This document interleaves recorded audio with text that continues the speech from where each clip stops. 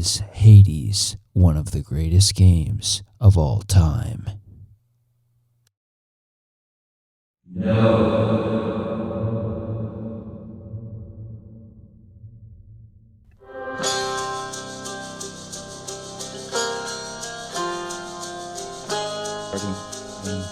There it is. Okay, now it's ticking. All right, here goes. All right. Hello, everyone, and welcome to the improbable second ever episode of the Greatest Games of All Time podcast. I'm Aaron. I'm back with my co-host, Brandon. What's up? And we are here to talk about a pretty cool game called Hades. It's a roguelike that came out in 2020, Q4 2020. But it's been in early access for like a year, so a lot of people have been playing it, up to this point. But since it just came out officially, version 1.0 for the first time, we want to cover it on the cast.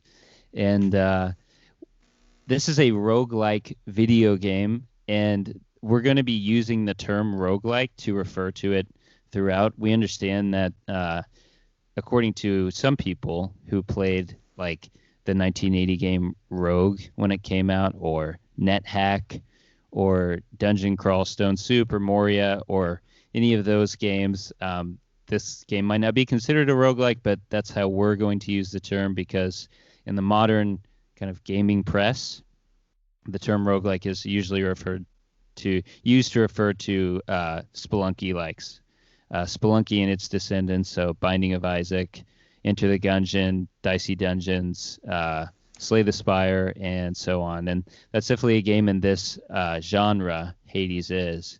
So that's the term we're going to use to talk about it on this podcast.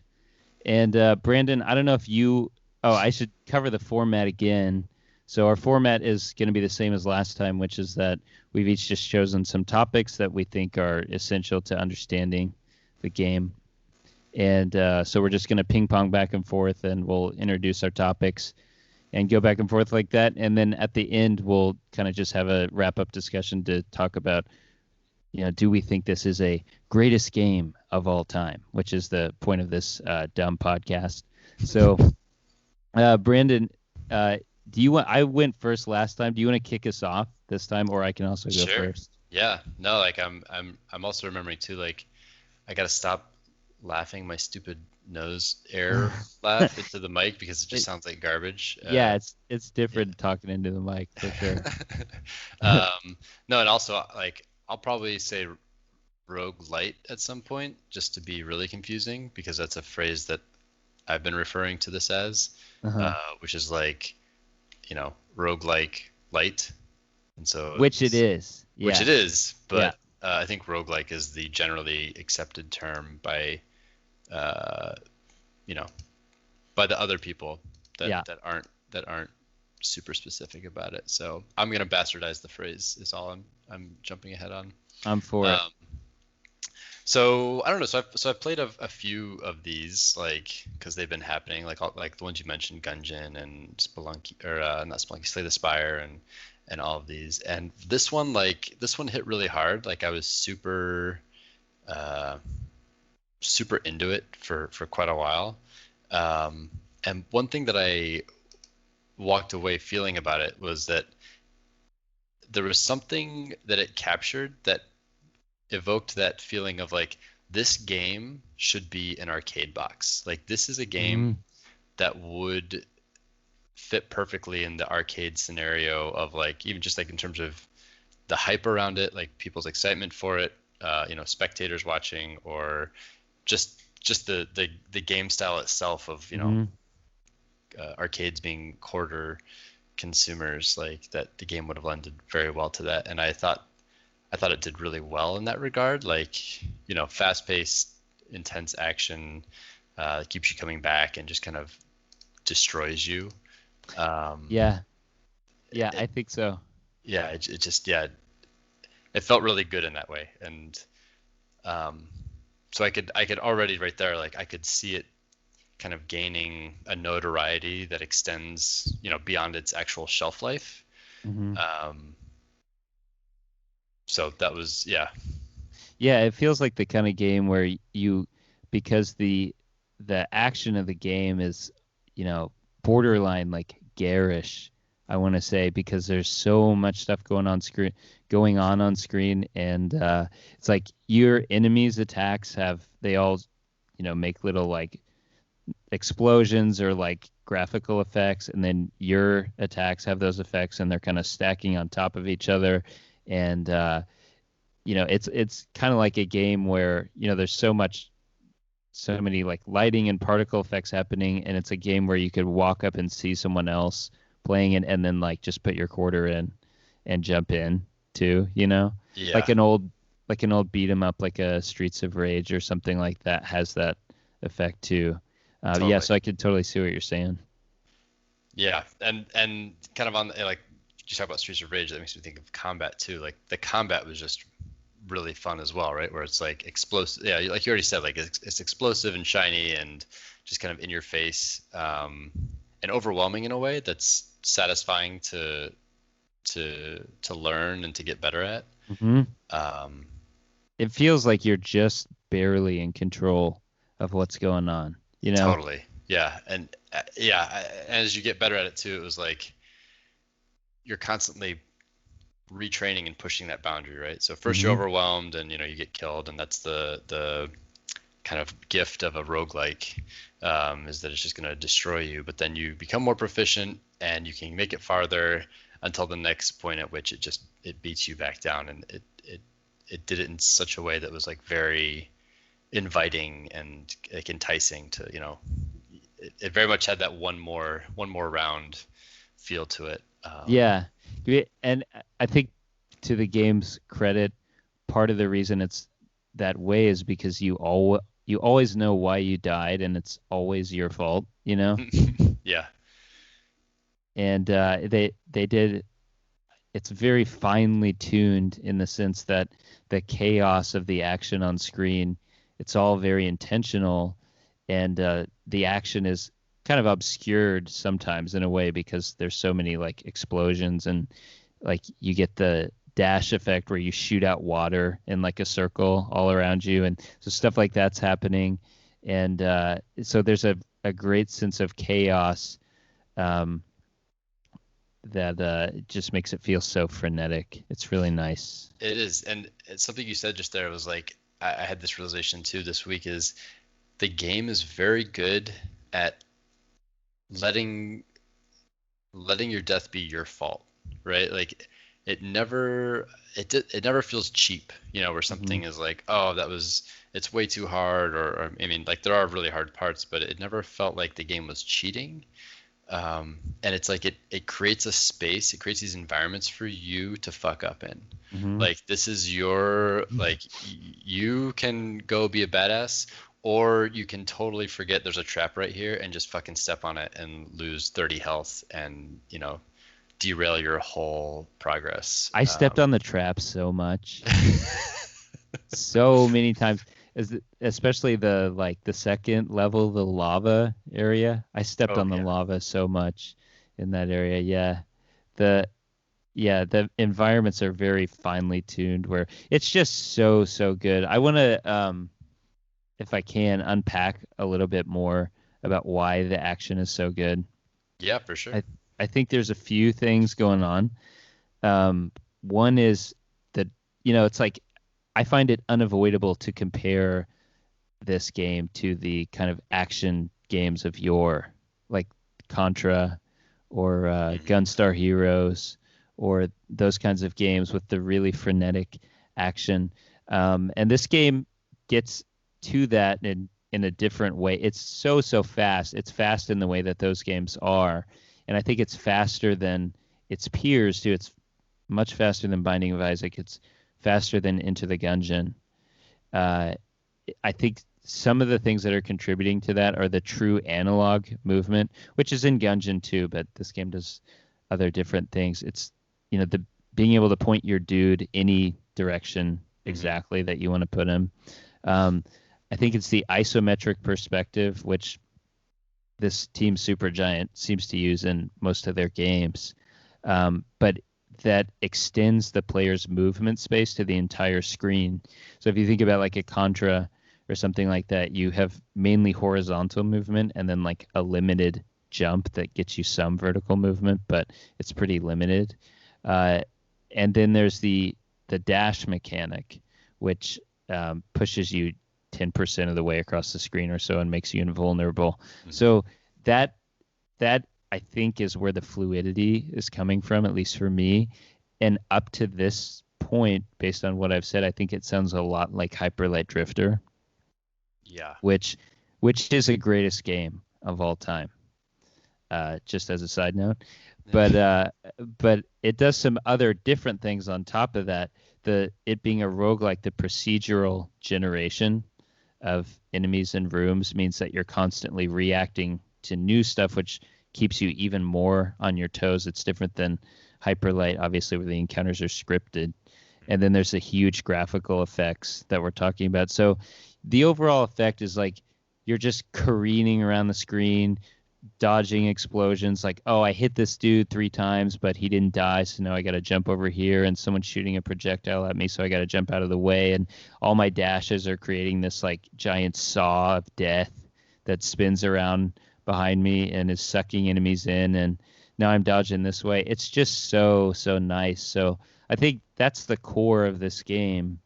That's the hardcore action game, is like the kernel, and it's really outstanding. Yeah, they really like the freedom of movement they give you, while also like each room, they're not very big. Like you're in little arenas, but you still have, some of them are big enough that there's a good bit of scrolling when you move around.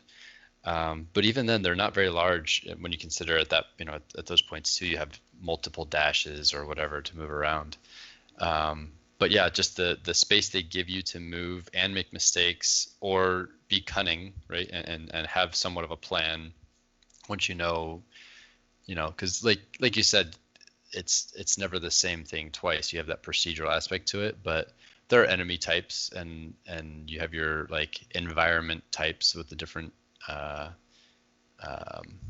not arenas, but environments, whatever. Elysium and I'm blanking on the rest, but point being, like you get enough of a framework that you can operate within it, and then it's still through the procedural generation or even through multiple playthroughs, they tweak some of the things enough that it keeps it fresh, and so it just feels really good. And like, yeah, I think there is something to the isometric field of view where it even harkens just like the kind of hack and slash games, Diablo kind of feel, all this stuff. But just with a fresh filter. Yeah. I know I was on the Supergiant website and I was looking at some of the developer profiles, and I know one of the leads on the game is this guy, Amir Rao, and he lists Diablo 2 as being one of his favorite games of all time. And it made me, Diablo is like, like a much slower pace game, and there's not that much action, at least in the sense that we're talking about here. But I like to think of him as, taking that experience with him and being like, oh, look at all this movement space I have. I wonder what I could do with this in like an action game type of framework. Yeah, it's the Diablo field just ratcheted up, with I think that really is the core of it, is that movement speed, that just the way that you can traverse the space. Yeah. And then that allows you to then pile enemies in, and the rest kind of, gets legs on its own. Yeah.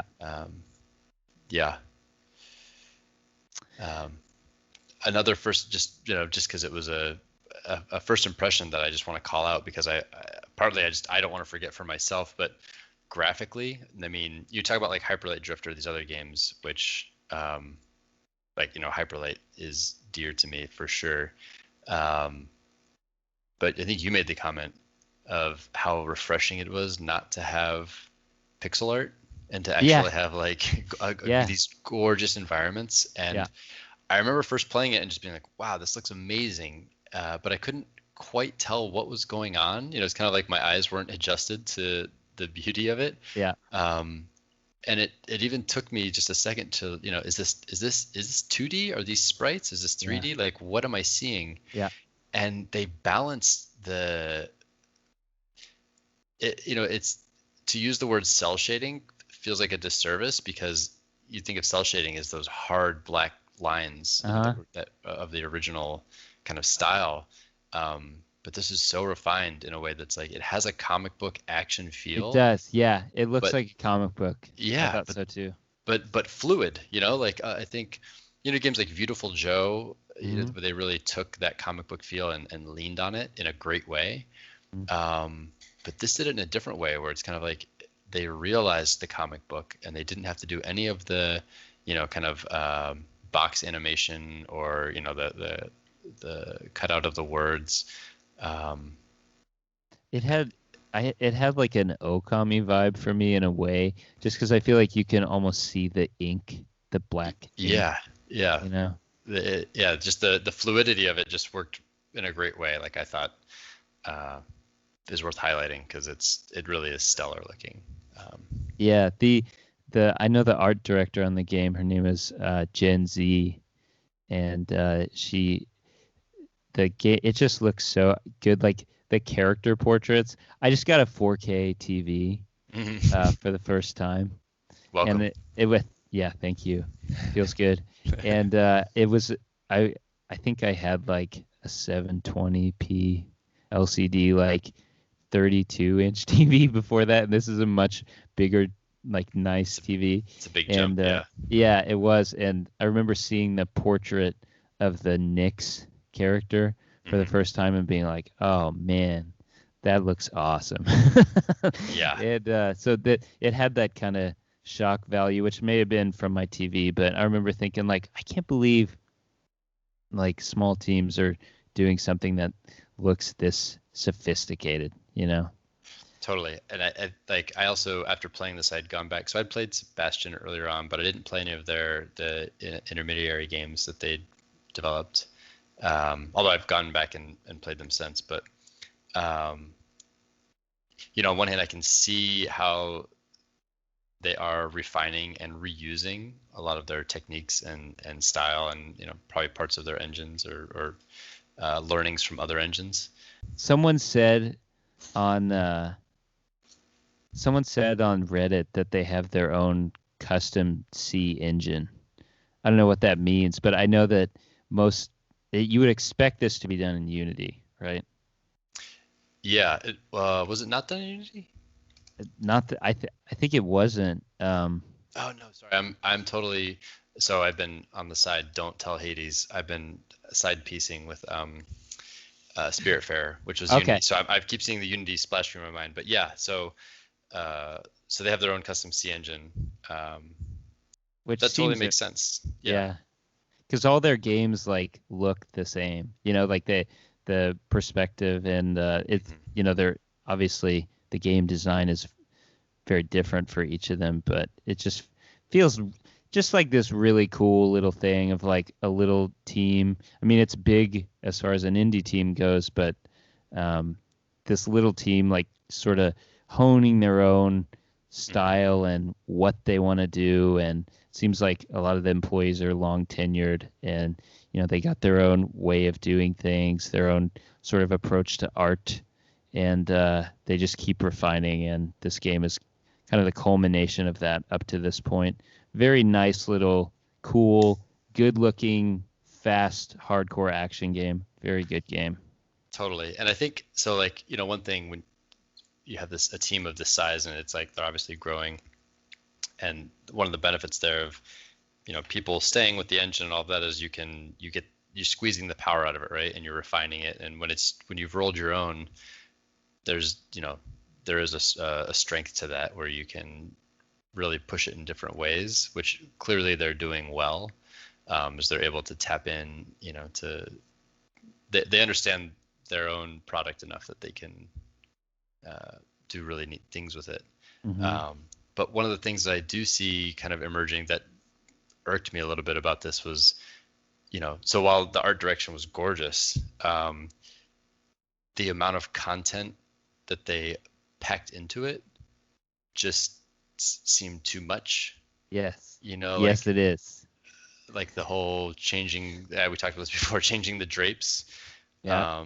It seems like, it seems like an experimentation of like, hey, we can change assets and we can kind of put these hooks into this game, which roguelike, the way they've used now the roguelite element of really giving you some continuity or carryover kind of took it too far, where it was like, we're just going to give you a ton of shit and, oh, look, you know, we can change out these assets really easily. So let's make 10 of them and, give you something to grind for. And I think some people will enjoy that. If you're going to live on this game for a year, that's great to have, I guess. But to me, it just felt like, the feature creep of like, oh, we're having fun and we're experimenting, and it kind of got out of control, where great, you have a growing team, but was that really a good use of how many hours of, of an artist or? Right. And that's what I want to end on. That's what I Sure. want to end the podcast on. Okay. Because that's sort of essential to how I ended up feeling about the game. But for now, let me just say I totally agree. And I would rather a developer, if it were up to me, I would rather a developer move on to a different project than keep packing in a little, basically inconsequential stuff to keep the player playing sort of beyond what the the core of the game warrants. Yeah. And I definitely think that's the case here. And that's sort of essential to what my final sort of thesis of the game is. So I definitely want to circle back to that. Yeah, let's come back to it. Yeah. Okay. Can we talk about the story a little bit? Because it seems like that is one of the things that's getting the most attention in the press about this game. And I just want to like lay out the fundamentals of the story for a sec here. What we have are supernatural beings, right? They have big time god powers, but they are nevertheless subject to these like human foibles. They have like swells of emotion. They feel rage, they get jealous, things like that. And this brings them into conflict with one another. But because they have the big time god abilities, they have these conflicts, and then the effects are disproportionately large compared with the nature of the conflict, which in this case is like a dad and a son getting mad because the son is like getting old and he wants to move out of his house, right? And then his dad doesn't want that, and so they get in an argument about it. But because they're gods, it leads to the son like fighting the legions of hell on the way out of his dad's place. So that's kind of the core premise, right? And then what else can we notice about this? I notice everyone is hot in the game, right? All the men are jacked except for the musician character, the male musician character. Yeah. The main character is a sexy, dashing British gent who always has something cool to say. He always has like a witty remark, and who always has really great hair. Right. And so when I look at this, I'm like, this is a maybe low B to high C tier Netflix show. This is like, or like Amazon Prime or something like that. Oh, sick burn. And again, like I've seen every episode of the formerly WB, now CW series Supernatural. Except for the episode where one of the main characters gets turned into a dog. But so I skipped that one shitty episode, but I've seen every other episode. So you're not above some garbage TV is what you're saying. No, dude, and I will watch a B tier like fantasy Netflix show. They have a special place. They have a special purpose, right? Like right? Yeah. So Supernatural is one of these types of shows. It's very much a thing right now, this kind of show where it's like the main characters have magic or they're gods or something, but they get in fights and stuff like normal humans do. There's that show American Gods, which it was a book that came out in like 2001, but it's no coincidence that it was just recently adapted into a TV show because it's kind of like a zeitgeist thing right now. I think the Thor films are kind of like this. So I like this stuff, even as I know I'm like, I feel it's like, it's not low brow, but it's not like aiming very high, you know? Yeah, It I just kind mean, of is what it is. it is what it is, right? And it is very much like, in being that, it locks it to a point in time, right? Like it kind of, right, all by doing that, you're Yes. limiting yourself. Like, oh, is this going to be something, like, is this going to be an eternal story that's told over and over again? It's like, nope, it's just going to be for this year. Like, it's just fun right now. I totally felt that. Yeah, it's a little too of its time, you know? This is the other example I brought up when we were talking about this before, but it's like the character Zagreus, you can pet the three-headed Cerberus dog, right, you know? And sometimes he doesn't say he's going to pet the dog. He says he's going to give the dog pets. Mm-hmm. This is something that people only started saying in like the last 5 years or so. It grew out of like internet dog obsessed culture. It's doggo and doggo. Yeah, for sure. It's totally doggo culture, and I don't know. It just instantly like dates the game for me, you know. And I think there'll be reason to play this game again in 15 years, because I think the action is sublime.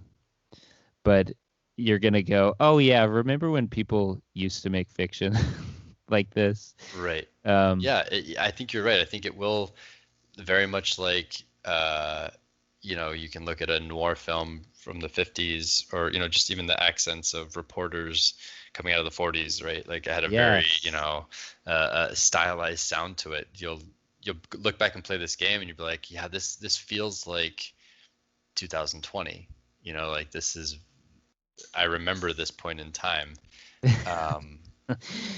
And I would say, off the bat, like, if you had a grading scale, you want to say like greatest game of all time, it's like, well, that's a ding against immediately, right? Or it's like, if you're cornering yourself into a period of time. Yes. And who knows, like, maybe time goes by and you say like, oh, well, they embodied it well enough that it's a caricature of all of that.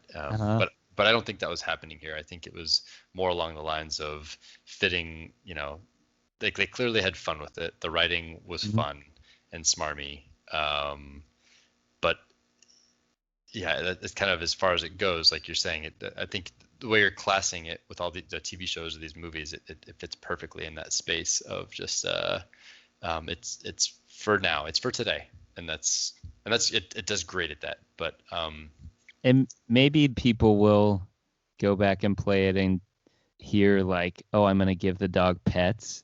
And maybe that'll sound as cool as like the detective dudes talking in noir do now. I doubt it. I think it'll be more like, like a condo building that was just clearly built in like 2007 or something like that. You know how they just like have some really nasty like rusted metal like on the front, or just like a weird like metal shape that does nothing for the architecture of the building. I think it's going to be more like that. Yeah, I think, and in a way that's by design. I think that's something, you choose to have a contemporary style, knowing that it's a modern, it's of today's look, and you're going to have to rebuild it in 10 years or it'll look dated, and it's like, I think it's okay to ride that line. But it just kind of, it does limit you. And I'm not, I'm also not saying that every piece of media ever made should be made with the, constant beating thought of like, this has to last forever. Pop art is a thing and it has a good place. And so, and to that end, I feel like they did honor the kind of spirit of the gods well. I mean, these stories go all the way back to their inception of being mischievous and having these emotions. And so they put a great modern filter on them that, I think that's more of a testament to the creation of those gods and their human, nature.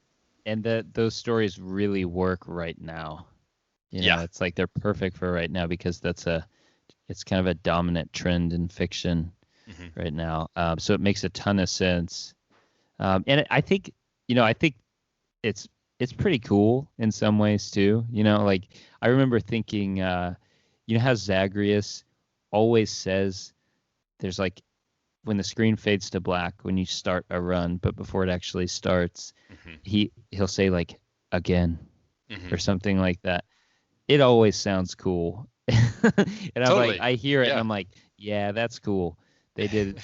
So there's definitely cool stuff. I don't mean to say it's all schlocky. It's totally not. It's very highly polished, but I think the premise itself, it's a little too of its time. I think that's where I just kind of net out on it. Yeah, I think that's right. Or at least I agree.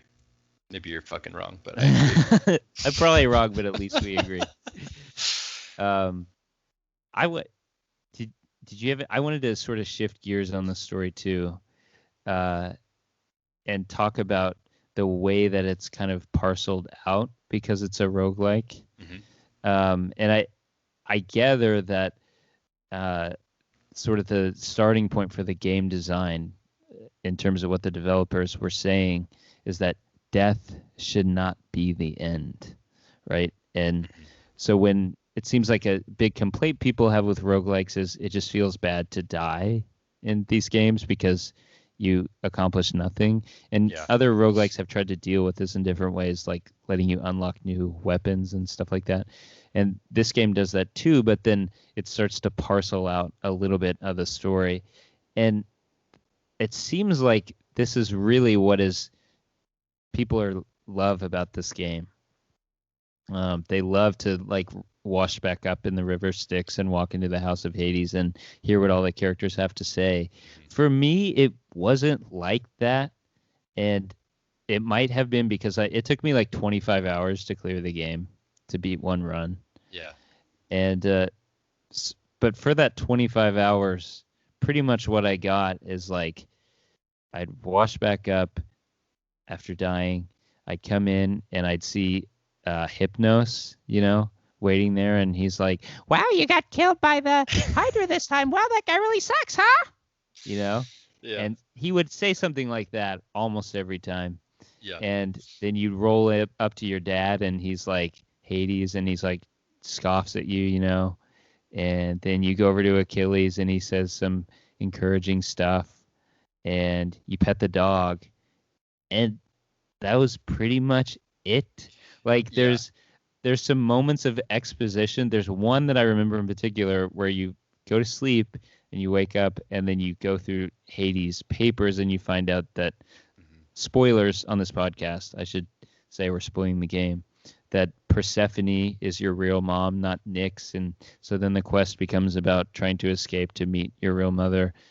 And that was it. And I remember the scene where they were making a big deal about like get into the House of Records or the Records Hall or whatever. And they're like encouraging you like, oh, you should do this, and you go in there and it's just like fucking record of your last run, like how long it took. And I'm like, that's it. Like, I thought there was going to be like, more stuff to unearth about the story, and there wasn't.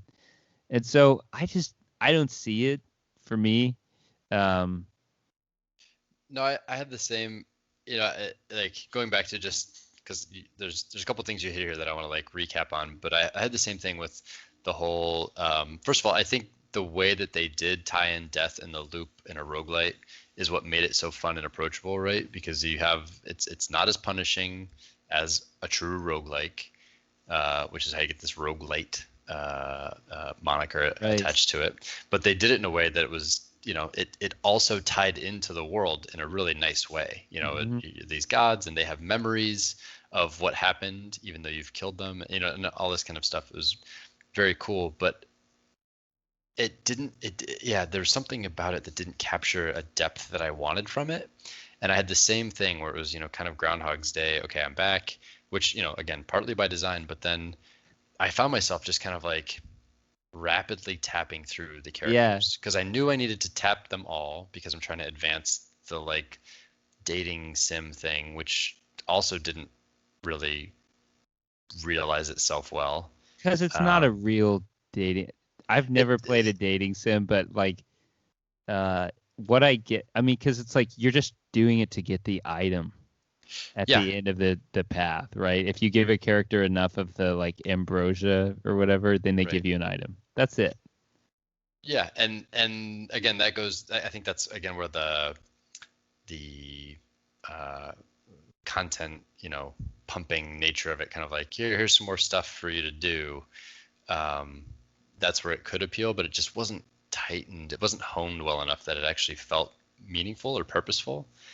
And I noticed it at the same point.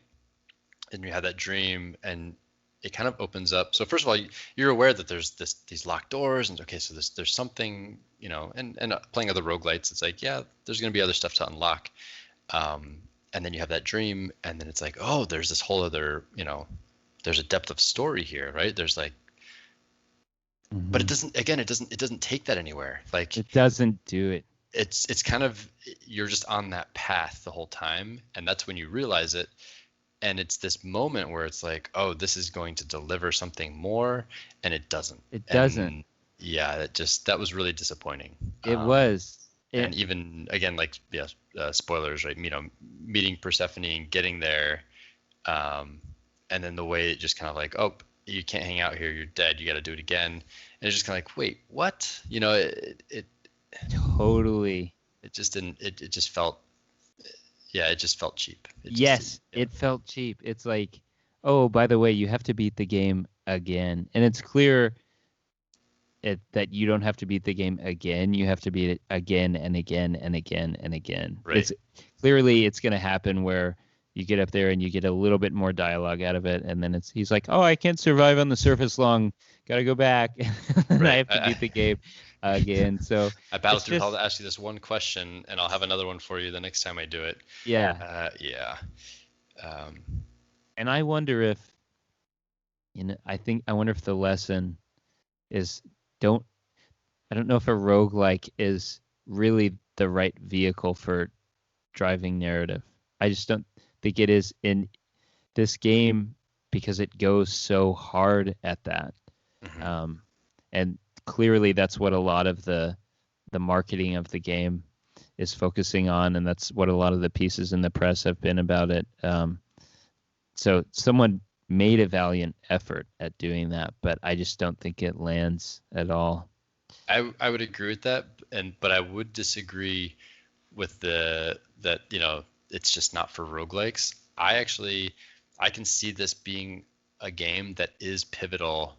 I was thinking a lot about this, just preparing for recording this tonight. Was like the difference between being a greatest game of all time and being a game that kind of paved the way for other games. Which is what we said with Ocarina, right? Yeah, and I think that it's, maybe it's splitting hairs, but I actually don't think it is. I think they're two very separate things, and one can be both. Mm-hmm. But this, I actually think that Hades does offer great inspiration and like room for people to expand. It's like, I think they did roguelite really well, and I think adding that story element was interesting, and they did it in a good way, with this hook of death and repeat and the Groundhog's Day effect.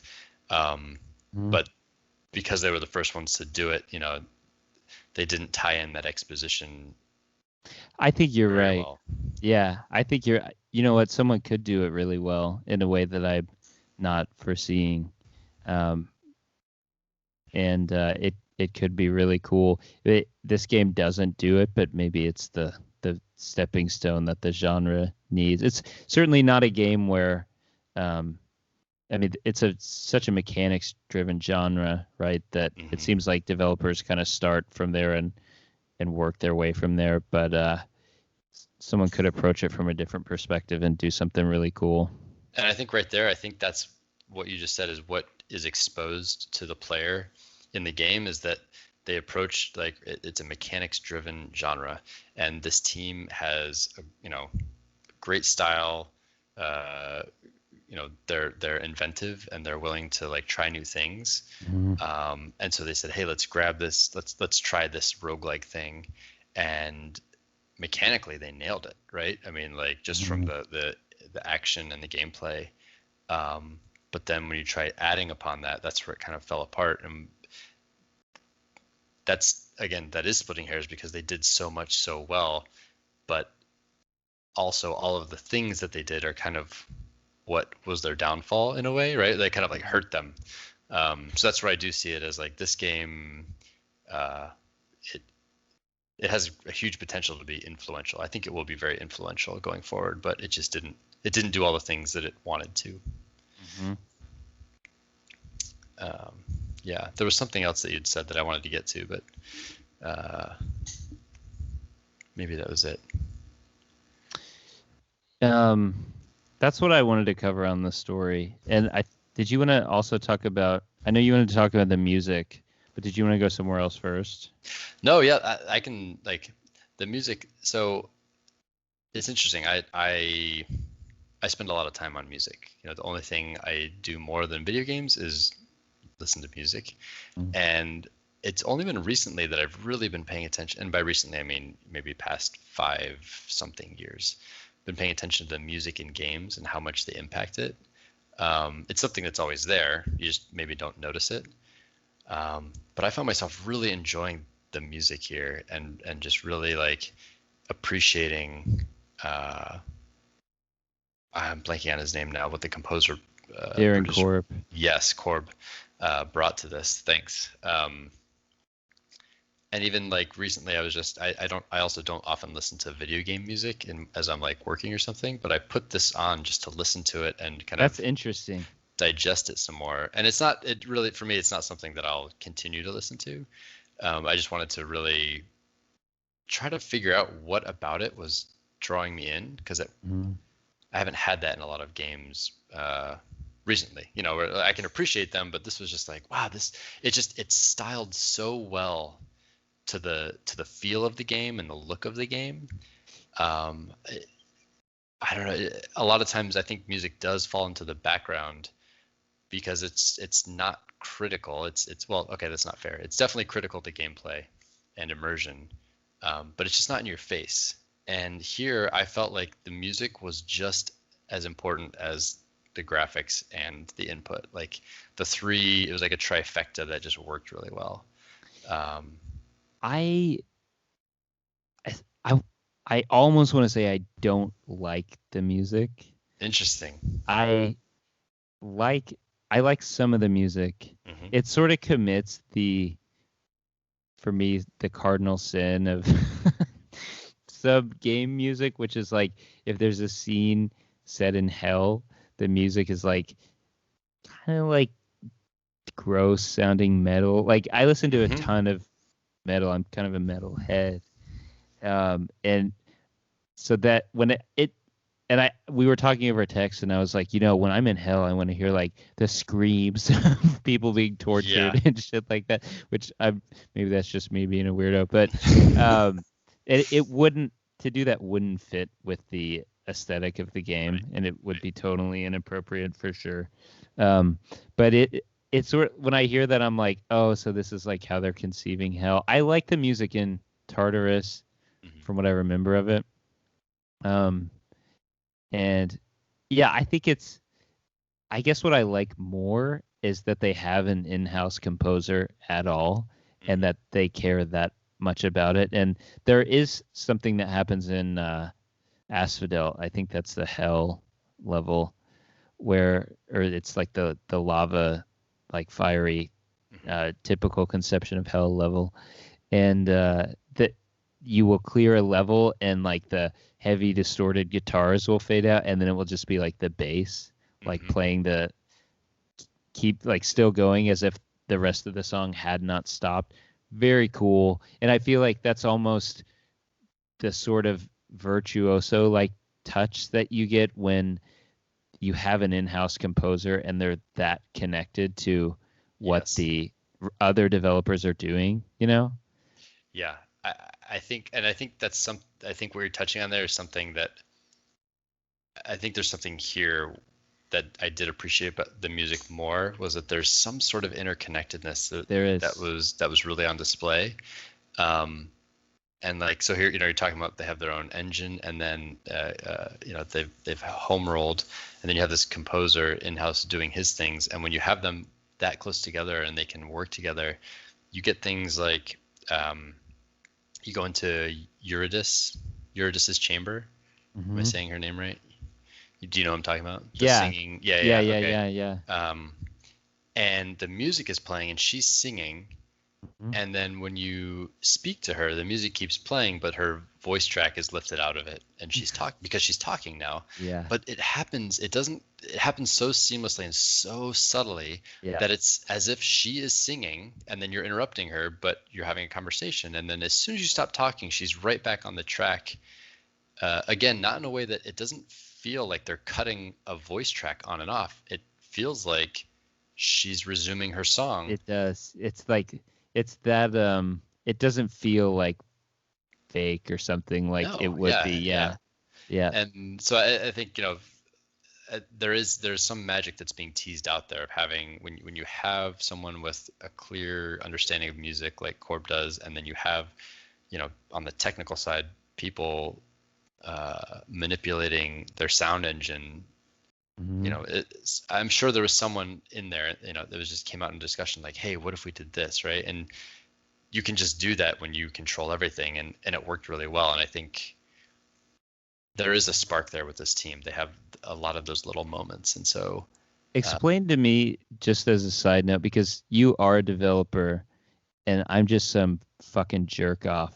So explain to me, what does it mean to, like, because apparent from what I read on Reddit, and this could be totally wrong, but they like they developed their own engine like in C like right away, sort of, and even for their first game, they did that. Like, what does it mean when you're first forming a team to not uh, be like, okay, we're just going to use Unity just like to get the ball rolling, to develop your own engine, which I guess in a lot of ways influences like your workflow mhm. and how your project management and that kind of thing. Like, why would you do that? And what is, not to put you on the spot, but what does Yeah, it sure. mean to do that? I mean, sure. Be edit friendly. If I just totally sound like a fucking moron here. Um, so no, so like, it makes me think a couple things, right? So if you have, so there's one thing in, programmers are used to dealing with, is this concept of like, you roll your own, or of course I'm going to blank on the phrase, but basically like, if I didn't write the code, then it's garbage code, right? And so Mm. there's kind of like the ego part of it that's annoying to deal with. Uh, Um, but if you have competent people, it actually does make sense to do it all yourself, because at that point you have an understanding of everything that's working, right? And you know how to optimize and manipulate and really advance things. You have full control over everything. okay. And it's, Unity and all of these, the accessibility of game engines now to people is great, because anyone can drop in and just start making a game. And that serves really well for a lot of games. Like, that's all that's really needed. Um, Starting from scratch at the beginning, like it definitely shows technical competence in hindsight, because they were able to deliver on that. Mm. Um, but it's a choice of control. It's like, we will be responsible, but then ultimately empowered in all ways. Um, and when you get it right, I mean, I remember I used to read just a ton about Bungie in the early days, Mm. like when Halo was, what the fuck was it called? Marathon, before it came out, that was the precursor. Um, and then even after Halo, like reading these blogs and just talking about the way that they're able to crunch the technology at the time, the limitations of technology, and what they can produce in doing that. I mean, you saw this in Donkey Kong Country on the Super Nintendo, right? Mm-hmm. Like the fact that they squeezed that game out of a Super Nintendo is insane. Mm-hmm. But it's kind of a flex, of technical prowess, and I think that's Mm-hmm. what this team is doing here, with these little touches that you get to see with the music or the graphical style or just the gameplay. Yeah, so I got off course there talking about the engine design. No, dude, that's amazing, and I didn't. That's something I wouldn't have considered. So, thanks for sharing that. Oh, sure, yeah. I hope some of it is actually correct. Pretty cool. I wanted to also talk about how it seems like a lot of the scuttlebutt around the game. Like I've been looking on Twitter and just seeing how people are talking about the game, and especially journalists are saying like, "Oh, this is what I'm hearing about why people like the game so much," and it has to do with how it's a friendlier roguelike than people are used to from the genre. And I mean, I think even like you and I tried to co-op Gungeon a few times, and we didn't even make it past the first floor. And that's because I'm garbage. I'm garbage at bullet hell games. But well, I am too. And I mean, like it took me probably 50 hours to clear one run of Gungeon. It's a much harder game than Hades, I think. So it's sort of identified as a friendlier roguelike. I think for some of the reasons we've talked about, which is like death isn't the end, so you're always unlocking something. It's parceling out new story elements for you. But I think it's worth pointing out that roguelikes already seem to be an attempt to present the hardcore action game of yore. Like I'm thinking about like, Contra Hardcore on the Genesis is sort of always held up as being an extremely hard game. A game I'm playing right now on the Genesis called Lightning Force Quest for the Dark Star, which is like the dumbest. Yeah. It's a shooter that was originally came out in arcades, but it came out on the Genesis too. And those old games, they were presented to the player like a monolith, right? It's just this giant thing in front of you, and it's you start to climb and you just die, and you try again and you die, and they're a monolith of like obsidian glass or something like that, because you can't break through them, and they're perfectly smooth. There's no way to climb, but then you keep dying and you're like, oh, you know what? There is a handhold here, or there is a foothold here, and you keep climbing, and you keep dying, and you find more footholds and more handholds, and eventually you make it to the top, right? And I think roguelikes, the modern roguelikes, as much as they are descended from Rogue, I think because they're action games at heart, they're not turn-based like Rogue and NetHack and those games. The action portion comes from those old hardcore action games from like the NES and 16-bit era. And roguelikes seem to be an attempt to take that formula of game and present it in a friendlier way, right? So one way is like the variety. It's more fun to react to new stuff than it is to just do rote memorization of like level layouts and enemy patterns and stuff like that. The runs through the game tend to be shorter. So if you're an expert player, like some of the runs I've watched on YouTube of Contra Hardcore, you can beat the game in an hour. But most players, it's going to take a lot longer than that.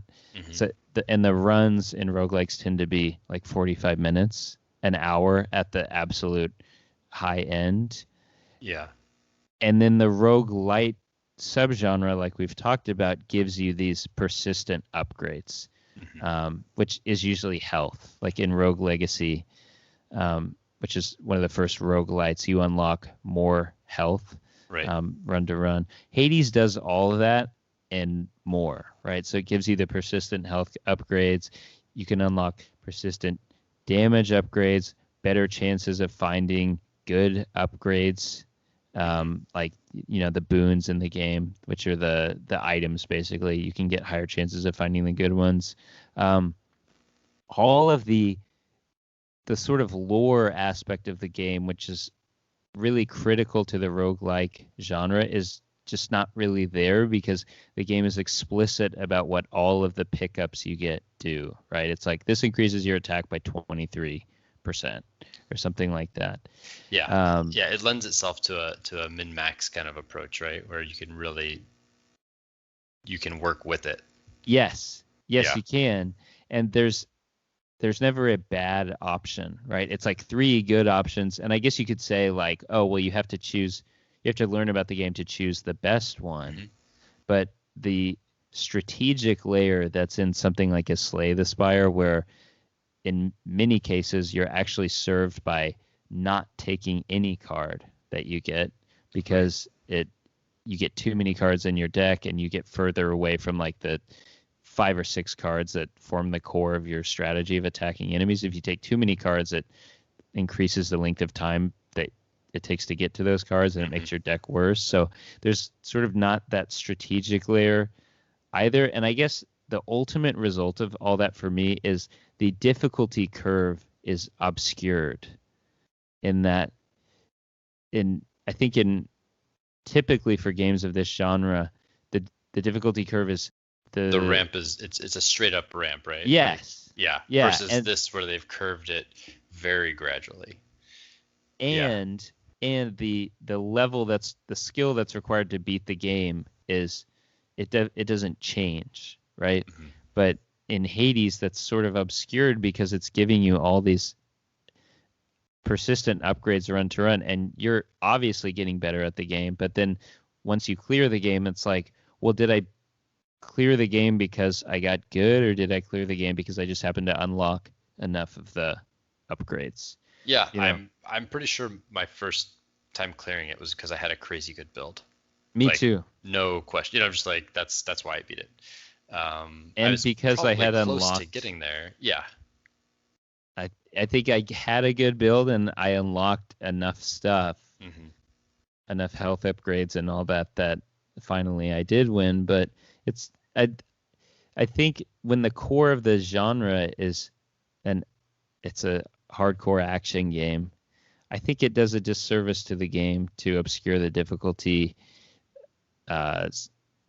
sort of player skill difficulty relationship in the way that the game does, because I think it makes it less satisfying for me. I mean, I have a lot of hours in this genre, probably close to 1,000, and so I've become pretty familiar with sort of its conventions, and that's something that jumped out to me right away. Is like, oh man, I'm unlocking so much stuff that makes me better. So did I make it further that last time because I got better, or did I make it further that time because I got another unlock of the Death Defiance skill, right? Which is where you can come back to life when you die, and then you can unlock the ability to do that 1 time, and then 2 times, and then 3 times. So I really didn't like that about this game. Yeah, it's really interesting because it definitely does obscure your skill level, right? In a way that you really don't know. You don't know. I've talked to multiple people about this, and it's like, I don't know if I'm getting better or if I just got a good build, or I don't know, if I got lucky. Like you can't tell, right? Because it just becomes so forgiving, and it does kind of make up for that once you clear it and you get the packed. You can get the whatever the bounties, and you can add. I think they're called packs, right? Where you can increase make the game harder. Yeah. Which is something that I didn't really do a ton of. I appreciate for the people who are gonna go and use that. Like, that was a cool, like, oh, you think you're good at this? Like, here. And what that allows you to do is kind of peel off that obscurity and really just like reveal, okay, here, you think you're good at this, here, try it out. Like, add more enemies, or make it more punishing. And so maybe it's maybe I didn't play far enough over that bell curve of ease to go back into the really hardcore punishing nature of that of what roguelikes can offer. Mm-hmm. But at that point, it was also because of all of the things that you just mentioned, it kind of lost its luster, and I was like, Totally. I love punishingly difficult games. And Ninja you're a Gaiden. very accomplished FPS player too, right? You play a lot of online shooters, Yeah, I love and those too. Yeah. and so it's that I feel like this kind of game should be your jam, you know? Yeah, But and it when it was right. Mhm. I could not stop thinking about this game. One more run, Me high too. intensity, get that adrenaline, all of those things that Mhm. I look for in that type of game. It delivered on until it didn't anymore, and then I it beat the just game and I was just done. yeah, the Yeah, completion cliff was just drastic, where I it was just like was. I was over it, and I, it wasn't because I couldn't see what more the game had to offer. It's because I didn't care anymore. Yeah. It was like, yeah, sure, I can ratchet up difficulty and I can play with these things. And there are people who have and will love that about the game, and I think that will serve them well. But it, I yeah, think it in there's part has to do with um the how the fact that because the way that the upgrade system is handled and because it's all explicit, there's not there's not that much to learn about the systems of the game, and that is kind of a hallmark of the genre. Like in the original Rogue, which I haven't played, but it's like loser. you have to learn so much about, yeah, exactly, fucking I haven't loser. I haven't played it either. Yeah, but I do feel like a poser. But from what I gather is it's like so much of that revolves around learning the lore of the game, and that's part of the hook. And I love that a game is like, yeah, I'm gonna put this like really obtuse, like esoteric system in front of you, and if you want to get good at the game, you have to learn this, and if you don't want to, that's fine with me. Don't play Yeah. it, you know. Um, Isaac is like that. There are so many items that do weird stuff, and there are some items that are bad unless you take them with another item, and then they become very good. There are and later versions in the game, they made it more explicit. They showed like your stats on the side of the screen, but especially when I started playing the game early on, it wasn't like that. And there's just so much to learn about the game, and there's something about going up to an item and it's a random item, you don't know what it's going to be, and then you pick it up and you also don't know what it does. and and there's still so many items in the game that even experienced players are like, I don't remember what this does. And it's just different in Hades. It's like, yeah, here's what it does. It's very transparent. Yeah, like Yeah. all the way through. I actually didn't notice that about it until you're like, but now that you're calling it out, it's very true, and I think that might be part of. I think that's a big part of why there's that completion cliff that I just fell off of, where it was like nothing is a secret. Everything is revealed to me. Mhm. I mean, sure, I could go back through and make different builds, and that was kind of interesting, but there's no mystery, there's no mystique, there's no kind Mhm. of like enticing sub Maybe, layer there. yeah. And when you said all is revealed, it made me think what's really revealed is the con of like, oh, guess what? You got to beat the game again and Yeah, again to see yeah. more of the story. I really didn't like that about the game, but yeah, I, yeah, I do want to give props though for one thing I really appreciate about this, and this game has gotten more exposure to more, to a broader set of gamers, and it's because it's diverging from like heavily it off of is. a true roguelike. Um, but I think that's okay. I think it's like you can't call it a roguelike, but I appreciate what they did where they had, they have the packs and they have what do they call it? Hell mode or Hades. I don't know what they call that. But then they also had God mode Yeah, where it would get easier as you played Yeah. or as you died, right? And in doing that, it opens it up to, it's kind of like we were talking in the last episode, like how available are you to everyone, right? Mhm. Versus just your core gamers or your core genre visitors. Mhm. Um, and I think to their credit, they opened up really well to people here, and that's why it's getting the broad Yeah. success, or that's part of Mhm. why it's getting the broad success it is. And so well, it's like I agree with both points. Like I agree with what you're saying in terms of how transparent and how like untrue it was, kind of made it less satisfying, but it gave it that breadth of reach.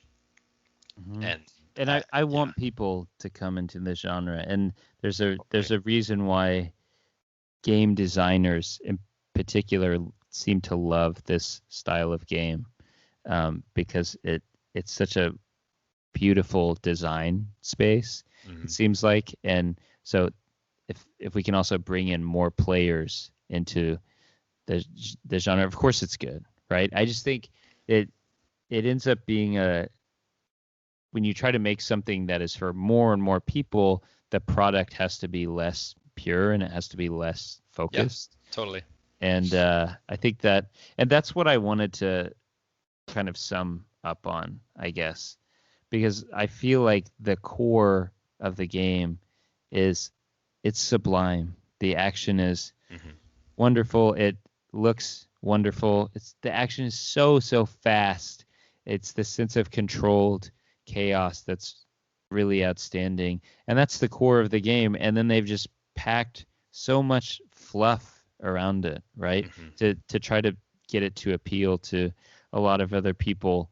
And I think you could do a mean-spirited reading of it, and I'm sort of halfway between doing this and not doing it, but it's like I do think there's probably close to 10 in-game currencies that just all unlock different stuff, Hmm. right? If you think about the ambrosia, and there's like the super ambrosia, I can't remember what it's called. Yeah, One is like, yep, it's like it's a giant bottle. Yeah, I can't remember either, but yeah, there's uh, the diamonds, the you got the Titan Titan's blood. blood, the darkness, the keys, the gemstones, and there's probably some other ones that I'm not thinking of.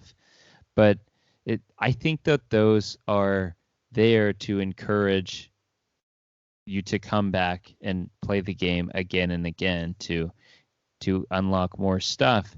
And I mean that and the fluff around like redecorating the Hmm. palace and many other things in the game you can point to. It's unnecessary, and I think if you're reading it uncharitably, it's to draw people back again and again to extend their relationship with the game longer than the core product warrants. And I want a game to be pure, and I want a game to have the confidence to let me walk away. You know, Yeah, I yeah, put just yeah. I put 25 hours into the game. That's a lot of time, and just be satisfied with that and be like, wow, I captivated this player, and now I'm going to let them move on.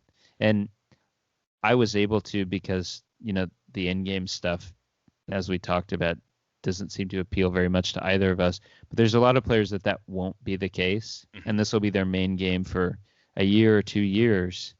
Um, so I want the game to have that confidence. And I hate to say it, but I think that it's also aimed at because you can get you could get 200 hours of playtime out of this easy, Hmm. 250 hours, and I think it's unfortunate that it's the case that a reality of the industry now is that a lot of people assess games almost purely on hours of playtime per dollar spent. Yeah, You know? yeah. There's a weird thing happening across the board with like free to play. Hmm. You have people arguing against the content that's put in free to play games that you have to pay for, and then you have this thing where it's like, well, I paid $60 and it was only a 10-hour game, Yes. and it's like, but you're not talking about the experience at all. Like, what did you get out of that, right? And yeah, I do see that being to games' detriments. And this is a good example of that, I think, where it's like we're just gonna pack so much shit in to keep you hooked, or to allow you to stay hooked, and to grind towards something, when really that's not necessary. Like if you give me a 10-hour game that has some hook to it, I will play that 10-hour game 10 times over. I'll spend 100 hours replaying it. Like I don't need a new shiny thing to unlock. I'll find that for myself, or I'll get the enjoyment out of it. And I think, yeah, like what you're saying, just having the confidence to just deliver me a core experience that's so rich and profound. And I don't mean to make, that it has to be this deep thing, but just so Bleep, bloop, bloop, bloop. Technical difficulty. Like they're at war with. Oh shit! I didn't hit record. It's all good. I got you. Oh, thank you. Okay. So yeah, I feel like there's a tyranny of Steam reviews, and it's fueled by these people who feel like they're at war with publishers and developers in EA Sports and stuff. And I hate to, I do feel like the extra stuff packed into the game is in a lot of ways a response to that just being the reality of the game industry these days. I mean, Steam reviews are huge, and you can make an outstanding game and get downvoted because of bullshit reasons. And I remember how much strife there was when Gone Home came out. Did you play Gone Home? No. It's just a walking simulator, and I think it was one of the first ones that sort of got attention.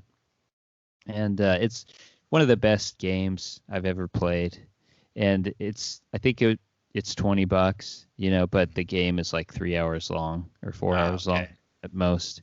And it got people got very angry about that. And, if you're that person if you're listening to this podcast and you're that person, you just need to own it. And don't be that way, because if everyone is that way about games, then and every developer tries to pack in as much stuff as they can to keep players playing for absolutely as long as possible, then we don't get games like Gone Home, we don't get A Short Hike, we don't get Firewatch, we don't get Celeste, and Journey, right? Journey, yeah, and many other wonderful video games. And also, if you're this type of person, there's something you can do. Let me just give you the keys to the kingdom on this. If you're this type of person, there's something you can do, and you possess all the tools to do this thing on your body. Most people do on their body right now, and it's free to do this thing, and most people really like doing it. And all you have to do is go into a room and lock the door. And you can do it any time of day. You can do it over and over. And you probably shouldn't do it at work. But yeah, you can go back to it again and again. It's great. And a lot of people really like doing this. And if you are not sure what I'm talking about, you can email the show and we can walk you through it offline. But don't be that type of person, because good games go away if you're that type of person. And unfortunately, Hades, I'm not saying that the developers are trying to court that type of person, but I do think that the game and the extra stuff that's packed in ends up being a response to kind of the reality of the economics of games today, and how you have to there's a real fear about putting out a walking simulator or something and having losers basically trash it on Steam, and then it gets pushed off the top page and no one ever sees it or finds out about it. I think that's a huge problem, and I just want a game to be pure and to make a stand against that and just be like, yeah, here's my pure experience. This is what I got. If you like it, it's here for you. If you don't like it, that's fine. You can move on. And I think the best games do that. Yeah, dramatic pause. Part of me is like, I have been that person before. I was that person with Pokemon Snap, where I was just like, you know what I mean? Like I was so excited for it, so excited. I went and bought it day one, paid $60 for it, beat it in like an hour.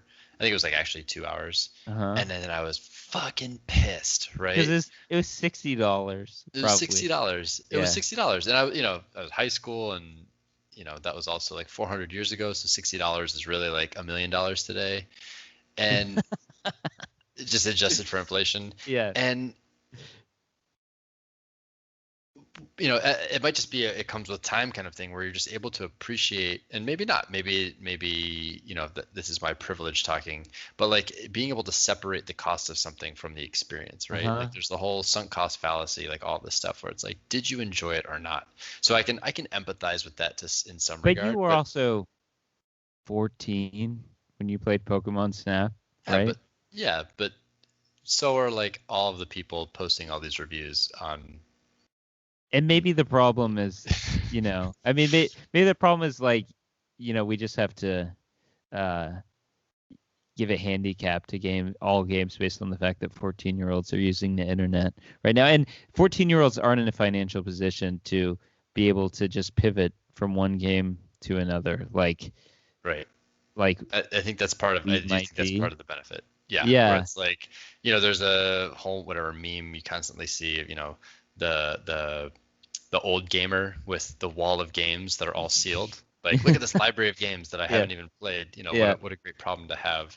Oh, I know that meme. Yeah. Yeah, like it's constantly being redrawn, and so I think there's probably a truth to that part of it. And I get it too. I mean, like, I played The Binding of Isaac for 600 hours or so for like 2 years probably, and because I just didn't have any other games, and I wasn't really in a position to buy any other games. Like it was a situation where if I spent like $30 on a new game, then I wouldn't have been able to, and I didn't like it, I wouldn't have been able to buy a new game for a while, and I would just be like, well, I don't like this game. So I understand that, but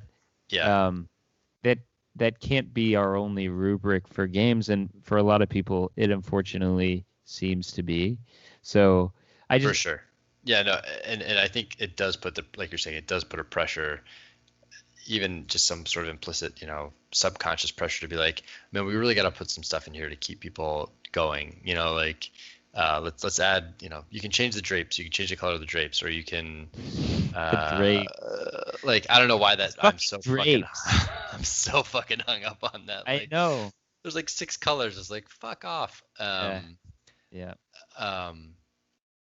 But it just goes back to just give people a super solid experience, and they will generate hundreds of hours on your 6-hour game. Like that's all it takes, and it's sort of what this game does, because really, it is a 1-hour game.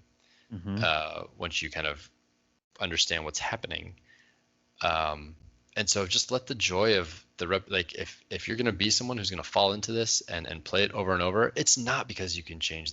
They're not grinding to change the drapes, right? They make their own quest of like, I'm going to unlock every combination of build, or I'm going to do, you make up your own achievements, and that's what keeps those replayability and I don't know. Yeah. There's a whole website for the game Spelunky where I gather that people made up their own like ways of playing the game, right? Because people want to keep playing the game because the core gameplay loop is that good. Yeah. And it's like, if you start the game with a jetpack or something, then this is a jetpack run, and you should play it this way, and you can get these achievements with the jetpack, and so on. So people, like the community and just individual players, like you said, will do that for you, and people would have with Hades, and now people are going to spend time unlocking the drapes, like you said, or doing like unlocking getting enough of the darkness commodity in the game to unlock the Mirror of Night, like in every aspect. And yeah, it's just let me walk away if I want to, and be Yeah. confident that the experience you provided was good enough. And that's what Journey does. That's what Celeste does. That's what A Short Hike does. That's what Gone Home does. And there could name many other games. Those are the ones that just occurred to me. But that's confident game design. That's focused game design, and that's ultimately what I want as a player. And so Well, I guess that's where that yeah, game fell short for me. totally. And that element is where I think that is, again, another element that separates out like a game of all time, right? Is having that confidence and that ability to just be what it is.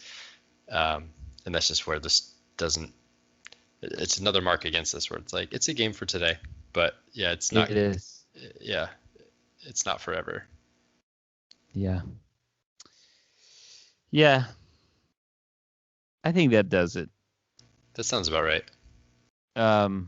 Thanks for listening to the show. If you enjoyed it, please consider rating or leaving us a review.